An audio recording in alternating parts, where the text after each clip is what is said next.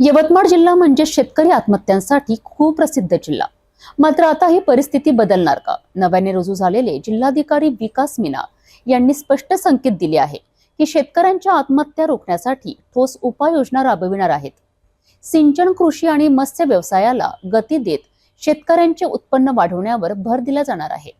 काय आहेत त्यांच्या योजना, पाहूयात या खास रिपोर्टमध्ये। यवतमाळ जिल्ह्यात शेतकरी आत्महत्याचा प्रश्न गंभीर आहे। सततच्या नापिकी, कर्जाचा बोजा आणि नैराश्यामुळे अनेक शेतकऱ्यांना टोकाचे पाऊल उचलावे लागत आहे। मात्र आता नव्या जिल्हाधिकाऱ्यांनी या परिस्थितीवर नियंत्रण मिळवण्यासाठी ठोस पावले उचलण्याचे जाहीर केले आहे। सर्वांना नमस्कार, मी विकास मीना, आता नव्याने रुजू झालेला जिल्हाधिकारी यवतमाळ। ऑलरेडी मी मागे छत्रपती संभाजीनगरमध्ये सीओचा कार्यकाल करून या ठिकाणी आलेला आहे। तिकडे मी मुख्य कार्यकारी अधिकारी जिल्हा परिषद होतो। आता या जिल्ह्यामध्ये मला काम करण्याची संधी भेटली, ते एक गौरवाची गोष्ट आहे। एक मोठा जिल्हा आहे, चॅलेंजिंग आहे आणि असा जिल्हा आहे ज्यामध्ये विकास कामांची खूप गरज आहे। आणि स्पेसिफिकली आपल्याकडे पाणीचा इश्यू असो, शेतीचा विषय असो, या ग्रामीण भागामध्ये रस्त्याचे विषय असो, असा कोई मेजर पोलीस खात्यातून काही म्हणजे पोलीस खात्यासाठी काही बहुत मोठा चॅलेंज नाही आहे।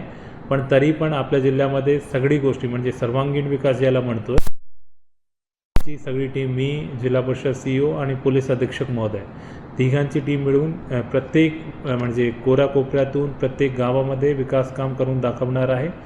त्याचा काम आपले पुणे जिल्ह्याची टीम त्यासाठी काम करणार आहे। आणि शेतीविषयक ऑलरेडी काल मी मीटिंग घेतली होती, त्यामध्ये ही एक विषय खूप मुख्य म्हणजे ठळक रीतीने ते आलेलं आहे की शेतकऱ्यांची आत्महत्याचा प्रमाण आपल्या जिल्ह्यामध्ये खूप जास्त आहे। आल्याच्या पूर्वी पण मला त्याबाबत माहिती होती, बट स्पेसिफिकली कृषी खात्याचाही विषय नाही, त्यामध्ये सिंचन खाता पण आहे, मनरेगा आहे, उपजीविकाचे विषय येतात, त्यामध्ये आपले बचत गटाचा त्यामध्ये रोल राहतो आहे। गावामध्ये जे आरोग्याचा विषय आहे की आजकाल मेंटल हेल्थच्या संदर्भात पण आपल्याला विषयावर लक्ष देण्याची गरज आहे।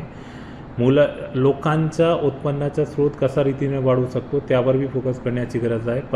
पशुपालन खाता आहे, मत्स्य खाता आहे, रेशम खाता आहे, त्यासोबत इतर खाते ज्यामार्फत आपण उपजीविका वाढवण्याचे प्रयत्न करू शकतो, त्यावर मी विशेष भर देणार आहे। आणि त्याच्यामार्फत हे प्रमाण आहे आणि हे जो तुम्ही सांगतात की आपल्याकडे प्रमाण खूप मोठ्या रीतीने वाढलेलं आहे, ते आम्ही कमी करण्याचा प्रयत्न करू।